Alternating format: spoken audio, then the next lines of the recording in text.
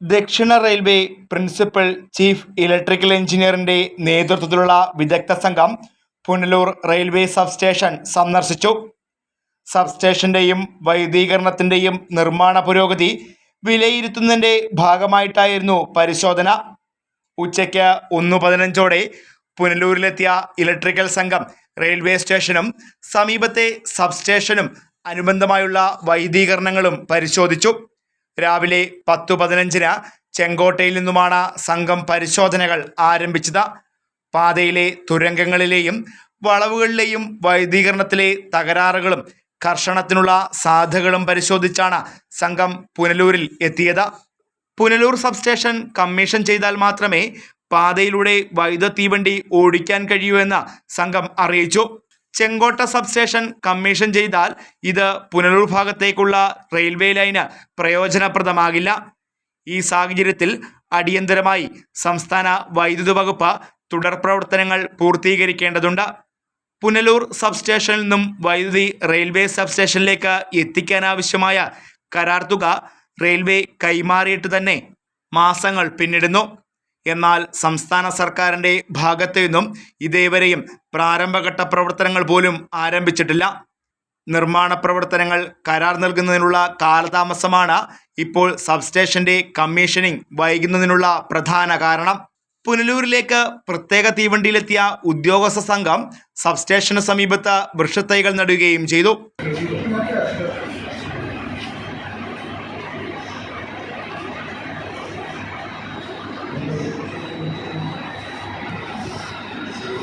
Fire system का testing हो गया है?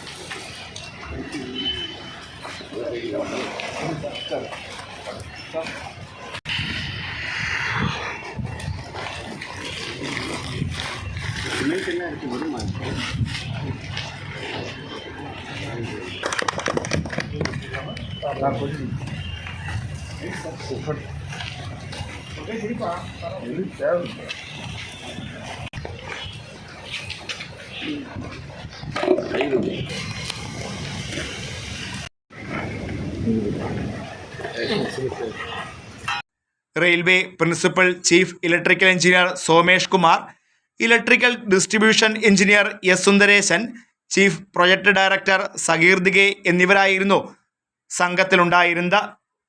Fox TV news bureau, Punalur.